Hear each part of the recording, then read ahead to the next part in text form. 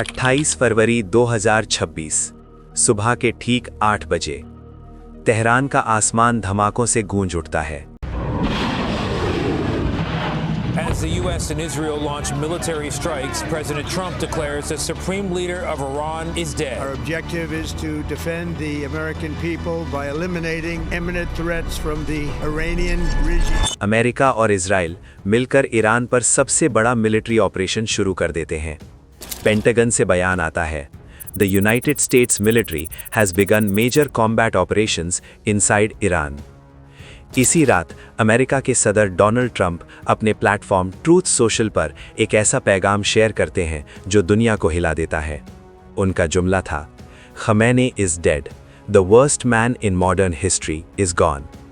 दुनिया भर के न्यूज़ चैनल्स पर ब्रेकिंग अलर्ट्स चलने लगते हैं। ट्रंप लिखते हैं, ये सिर्फ ईरान के लोगों के लिए नहीं बल्कि अमेरिका और उन तमाम ममालिक के लिए इंसाफ है जो इसके एक्सट्रीमिज़म से मुतासिर हुए। वो मज़ीद लिखते हैं, अब ईरान की आवाम के पास गोल्डन अपॉर्चुनिटी है अपने मुल्क को वापस हासिल करने की। और सबसे ज़्यादा खौफनाक जुमला, heavy pinpoint bombing will continue until objectives are achieved. लेकिन रात भर ईरानियन स्टेट मीडिया खामोश रहती है। ना तस्दीक ना तरदीद, सिर्फ खामोशी। इस खामोशी के दो मुमकिन सबब हो सकते थे। या तो कम्युनिकेशन ब्लैकआउट था क्योंकि अटैक के बाद इंटरनेट बंद, सैटेलाइट सिग्नल्स जैम और तेहरान से राब्ता टूट चुका था, या फिर कोई बड़ी मिलिट्री स्ट्रैटेजी चल रही थी। रमज़ान का महीना था। सुबह रोज़ा रखने के बाद जब मुस्लिम दुनिया ने मोबाइल उठाया तो हेडलाइंस पर सिर्फ एक नाम था, आयतुल्लाह सैयद अली खमैनी। कुछ लोगों के लिए वो डिक्टेटर थे, कुछ के लिए रहबर और कुछ के लिए इस्लामिक रेजिस्टेंस की आखिरी आवाज़। लेकिन असल सवाल ये है, कौन था ये शख्स? कैसे बना वो ईरान का सबसे ताकतवर आदमी? और क्यों अमेरिका और इजराइल के लिए वो सबसे बड़ा खतरा था? मैं हूं जावियर और आज आप देख रहे हैं जावियर टीवी की सबसे गहरी तहकीकी डॉक्यूमेंट्री। ये कहानी है मशहद के एक सादगी पसंद घर से उठने वाले उस लड़के की जो बाद में ईरान का सुप्रीम लीडर बना।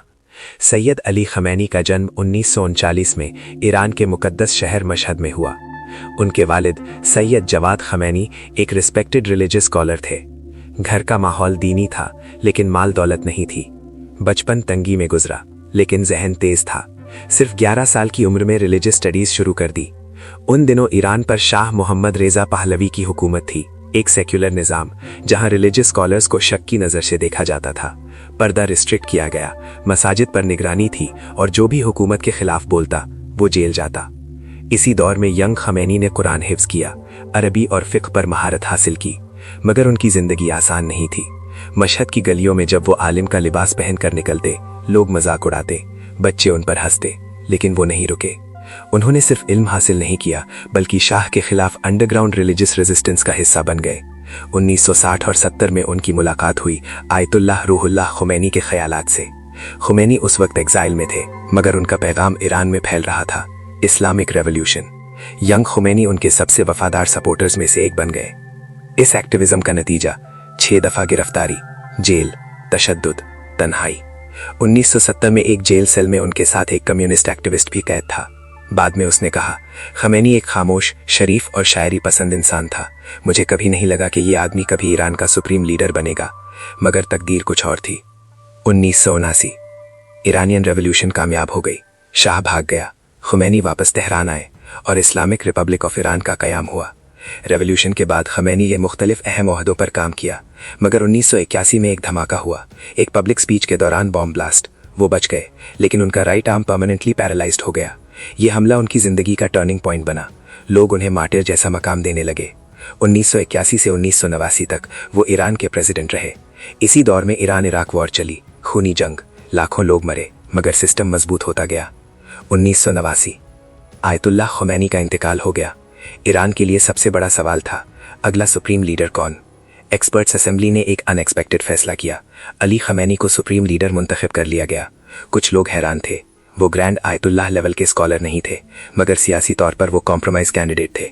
और यहीं से शुरू हुआ उनका 37 साल लंबा दौरे हुकूमत। सुप्रीम लीडर के तौर पर खमैनी ने सबसे ज्यादा फोकस किया military power, nuclear program, regional influence. उन्होंने न्यूक्लियर वेपन्स को हराम करार दिया लेकिन न्यूक्लियर टेक्नोलॉजी को पीसफुल एनर्जी राइट बताया। IRGC Islamic Revolutionary Guard Corps को एक्सपैंड किया। इसे सिर्फ मिलिट्री नहीं बल्कि इकोनॉमिक और पॉलिटिकल पावर भी दी। ईरान का influence Syria, Iraq, Lebanon, Yemen तक फैल गया। प्रॉक्सी वॉर्स का दौर शुरू हुआ। इजराइल ओपनली उनका टारगेट था। उनकी स्पीचेस में इजराइल को ज़ायनिस्ट रिजीम कहा जाता और पैलेस्टीन की खुली हिमायत की जाती। उनके क्रिटिक्स कहते हैं उन्होंने ईरान को सैंक्शंस और आइसोलेशन में डाल दिया। उनके सपोर्टर्स कहते हैं उन्होंने ईरान को सुपर पावर बनाया। उनका लाइफस्टाइल सादा, तेहरान के एक कंपाउंड में रहते थे, कोई शाहनशाही महल नहीं। उनकी वाइफ ने एक इंटरव्यू में कहा, हमारी जिंदगी बहुत सिंपल है। मगर कुछ रिपोर्ट्स के मुताबिक उनके पास हिडन वेल्थ और इन्फ्लुएंस भी था। हकीकत अब भी डिबेट का मौजू है। हेल्थ रूमर्स हमेशा रहते। 2007 में मौत की अफवाह, 2014 में प्रोस्टेट सर्जरी, 2022 में इंटेस्टिनल सर्जरी, मगर हर बार वो वापस स्क्रीन पर आ जाते, कमजोर मगर जिंदा। लेकिन 2025 के बाद टेंशन एक्सट्रीम लेवल पर चली गई। इजराइल और ईरान के दरमियान डायरेक्ट स्ट्राइक्स, रेड सी कॉन्फ्लिक्ट्स, सीरिया एस्केलेशन और फिर फरवरी 2026 का वो दिन। अगर वाकई उनका इंतकाल हो चुका है तो सवाल ये है, ईरान का फ्यूचर क्या होगा? क्या IRGC कंट्रोल ले लेगा? क्या असेंबली नया सुप्रीम लीडर लाएगी?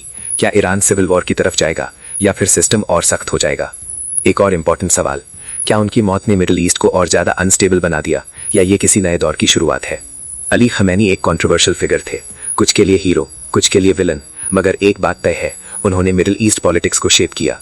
उनका असर सिर्फ ईरान तक महदूद नहीं था, वो एक आइडियोलॉजी थे, एक सिस्टम थे, एक रेजिस्टेंस नैरेटिव थे। उनकी कहानी सिर्फ जिंदगी और मौत की नहीं बल्कि पावर, आइडियोलॉजी और सर्वाइवल की कहानी है।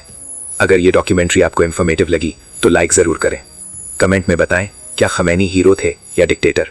और अगर आप चाहते हैं अगला एपिसोड, ईरान के अगले सुप्रीम लीडर कौन, तो चैनल को सब्सक्राइब करें। ये थी जावियर टीवी की खास तहकीकी डॉक्यूमेंट्री। मैं हूं जावियर, मिलते हैं अगले एपिसोड में। अल्लाह हाफिज।